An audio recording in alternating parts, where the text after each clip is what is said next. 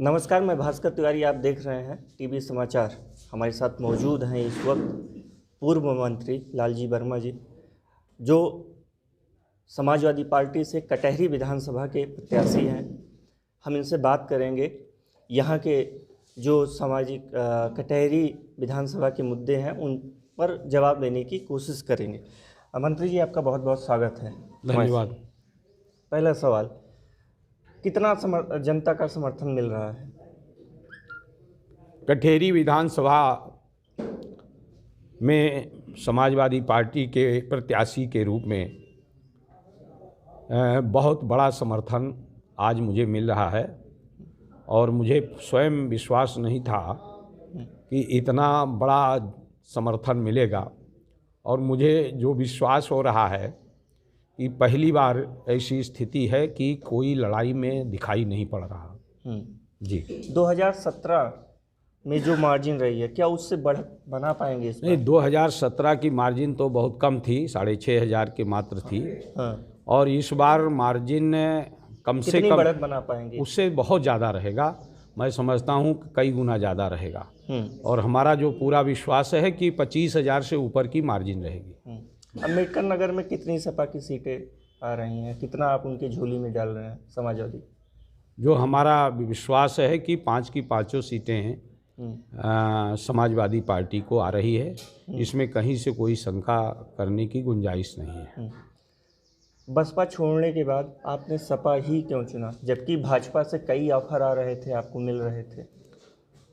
हमने जो राजनीति शुरू की है 1980 से, और चौधरी चरण सिंह को आदर्श मानकर हम लोगों ने राजनीति शुरू करने का काम किया था।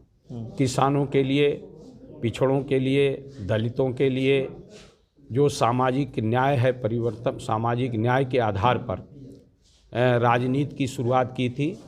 और हमने हमेशा सभी लोगों को साथ लेकर, हिंदू हों, मुस्लिम हों, सिख हों, ईसाई हों, इस देश के नागरिक को समान रूप से व्यवहार के आधार पर हमने राजनीति शुरू की थी। हमने ये महसूस किया जब बहुजन समाज पार्टी से हमें निष्कासित किया गया, ये आपकी बात सही है कि भाजपा ने काफ़ी बड़ा ऑफर दिया था प्रदेश अध्यक्ष तक को।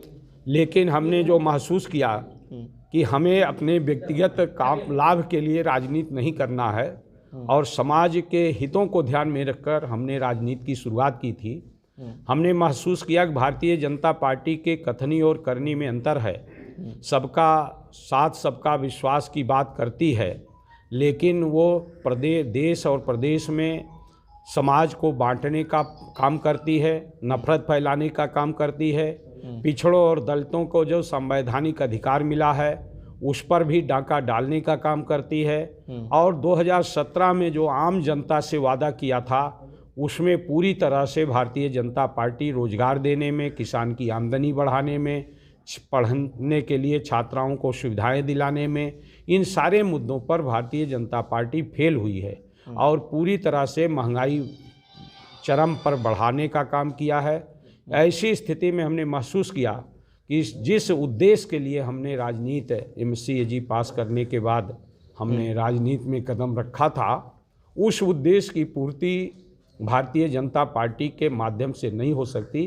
सबको हितों के लिए हम जो हमारा समर्पण रहा है वो विखंडित हो जाएगा, इसलिए हमने भारतीय जनता पार्टी के ऑफर को स्वीकार नहीं किया। नहीं, आपका कहने का मतलब है कि भाजपा जन विरोधी नीतियों पे काम करती है, इसलिए भाजपा ना ज्वाइन करके सपा आपने ज्वाइन। जी हाँ। जबकि भाजपा कहती है कि सपा गुंडों की पार्टी है। देखिए, ये तो अलग अलग पैमाना है। भारतीय जनता पार्टी का भी एक दृष्टांत आपके सामने है।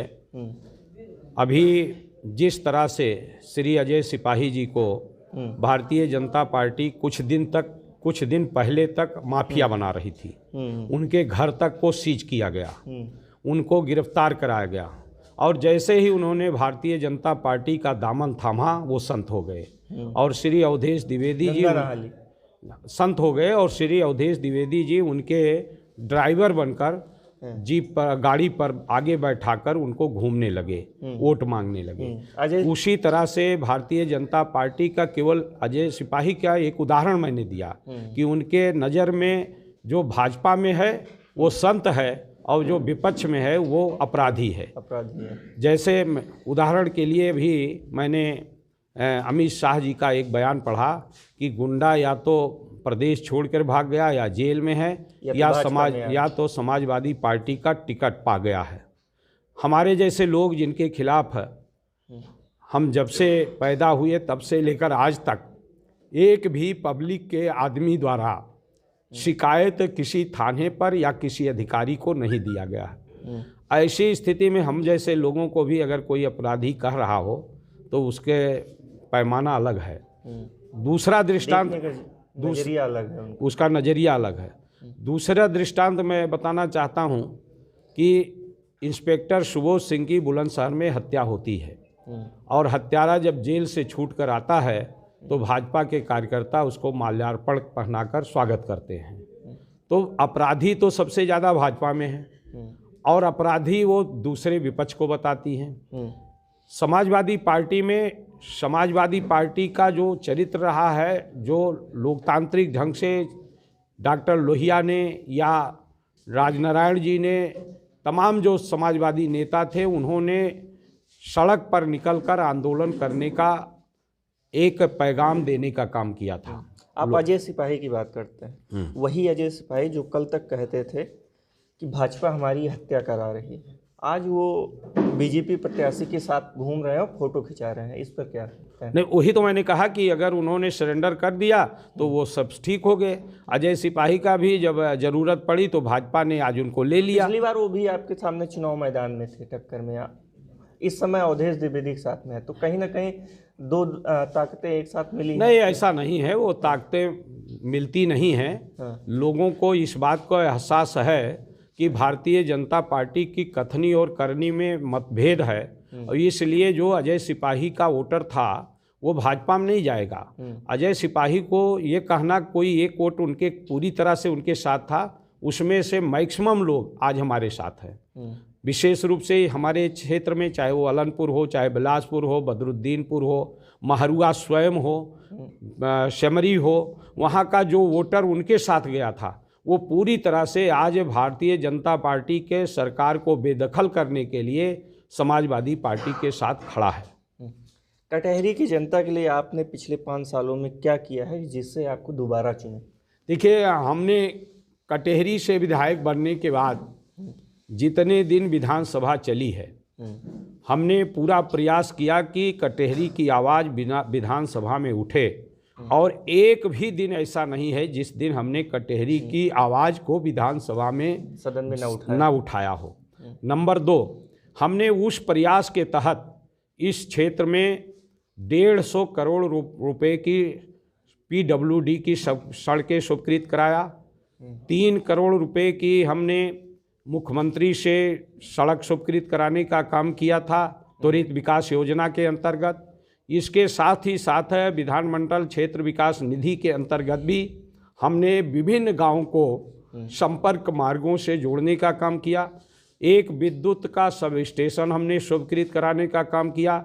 हजारों लोगों को निःशुल्क इलाज कराने के लिए उनको हमने धन भी मुहैया करवाने का काम किया, शासन स्तर से या मेडिकल कॉलेज या जो संस्थाएं हैं जहां इलाज हो रहा था वहां से अपने प्रभाव का प्रयोग करके। तो इस तरह से हमने कटहरी के लोगों की लगातार सेवा करने का काम किया है। दूसरा, हमने विधानसभा में मुद्दा उठाकर, जब सरकार भाजपा की बनी थी उस समय मिट्टी, अगर कोई अपने घर की पटाई के लिए थोड़ी भी मिट्टी अपने खेत से निकालता था तो पुलिस दौड़ा लेती थी।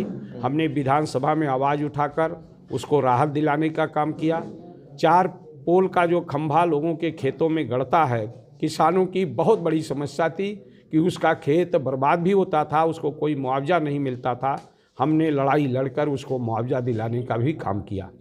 तो आप रोडों की बात करते हैं, इल्फातगंज टू अकबरपुर मार्ग जी पिछले 5 साल से जर्जर है,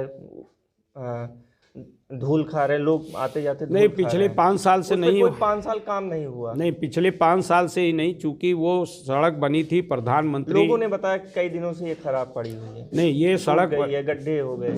नहीं, बात सही आपकी, टूट गई है और गड्ढे भी हैं, लेकिन वो सड़क प्रधानमंत्री ग्राम सड़क विकास योजना के तहत बनी थी और उसका नियम ये था कि 5 साल तक वो विभाग जो ठेकेदार है उसकी मरम्मत करने का काम करेगा और 5 साल का उसका टेन्योर होता है। उस दौरान उसको किसी अन्य विभाग में ट्रांसफ़र नहीं किया जा सकता। तो इस आधार पर हाँ, इस कारण वो पड़ी रह गई और जैसे ही वो प्रधानमंत्री ग्राम सड़क से अलग हुई उसके बाद हमने प्रयास करके उसको स्वीकृत कराने का काम 47 करोड़ रुपया उस पर स्वीकृत कराने का काम किया है और उसका टेंडर भी हो गया है। हमें पूरा विश्वास है कि वो जल्द वो आने वाले दिनों में बन जाएगी। युवाओं के लिए क्या है, रोजगार की क्या योजना है? अब निश्चित तौर पर आज बेरोजगारी की दर 22% से ज़्यादा है उत्तर प्रदेश में। काफ़ी लोग आरोप लगाते हैं कि भाजपा बेरोजगारी पैदा कर रही है। जी बिल्कुल सही है। तो आपके रोजगार की योजना हमारी पार्टी की सरकार बनेगी। माननीय अखिलेश यादव जी ने कहा है कि जो सरकारी पद खाली पड़े हैं वर्षों से, लगभग 12 लाख पद हैं, उनको भरने का काम किया जाएगा। साथ ही आईटी क्षेत्र में उन्होंने कहा है कि 22 लाख नौजवानों को आईटी क्षेत्र में रोजगार दिलाने का प्रयास किया जाएगा। ये सारी योजनाएं हैं और साथ ही साथ पढ़ाई के लिए उन्होंने कहा है कि 100% साक्षरता दर 5 साल में अचीवमेंट करने का काम किया जाएगा, पूरा करने का काम किया जाएगा। ये शिक्षा महिलाओं के लिए क्या है? आप अगर सपा की सरकार बनती है तो नहीं, माननीय अखिलेश यादव जी ने जो सपा के राष्ट्रीय अध्यक्ष हैं, जिनको भावी मुख्यमंत्री हैं, उन्होंने इस बात को कहा है कि सारे पदों में, सरकारी पदों में 33% महिलाओं को आरक्षण दिया जाएगा और छात्राओं को पढ़ने के लिए कन्या विद्याधन 36,000 रुपया वार्षिक दिया जाएगा। इसके साथ साथ समाजवादी पेंशन के रूप में जो निराश्रित या कमज़ोर महिलाएं हैं उनको 1500 रुपये महीने का पेंशन दिया जाएगा, यानी साल में 18,000 रुपये देने का काम किया जाएगा। महिला सशक्तिकरण के दृष्टि से ही 1090 को और शक्तिशाली बनाया जाएगा, जिससे उनके ऊपर होने वाला अपराध पर तुरंत कार्रवाई हो सके, अपराधों पर रोक लगाया जा सके। लास्ट सवाल, कटहरी की जनता से क्या वादा करेंगे आने वाले 5 साल के? कटहरी की जनता से हमारा मुख्य रूप से जो वादा है कि हम 5 साल में, अगर श्री अखिलेश यादव जी के नेतृत्व में जो सरकार बनने जा रही है, उसके बनने के बाद प्रत्येक गांव में लेपन सड़क, प्रत्येक गांव में बिजली की व्यवस्था, चिकित्सा सुविधाओं के लिए पर्याप्त प्रबंध, जिसमें मेडिकल कॉलेज को उच्चीकृत करते हुए SGPGI के स्तर पर लाने का काम, जिससे कटहरी ही नहीं पूरे अंबेडकर नगर के लोगों की निःशुल्क शिक्षा हो सके, निःशुल्क इलाज हो सके, ये काम हम करने का। कटहरी विधानसभा में हॉस्पिटल उपलब्ध करवाएंगे निःशुल्क। कटहरी में जो हैं हॉस्पिटल उनको ठीक कराया जाएगा, साथ ही साथ मेडिकल कॉलेज को इतना सुदृढ़ किया जाएगा कि कटहरी क्या पूरे जिले के लोग वहाँ निःशुल्क इलाज करा सकें। ठीक, बहुत बहुत धन्यवाद। ये थे धन्यवाद हमारे साथ कटहरी विधानसभा के विधायक जी, पूर्व मंत्री लालजी वर्मा जी, जो हमारे बेबाक सवालों का बेबाकी से जवाब दिया।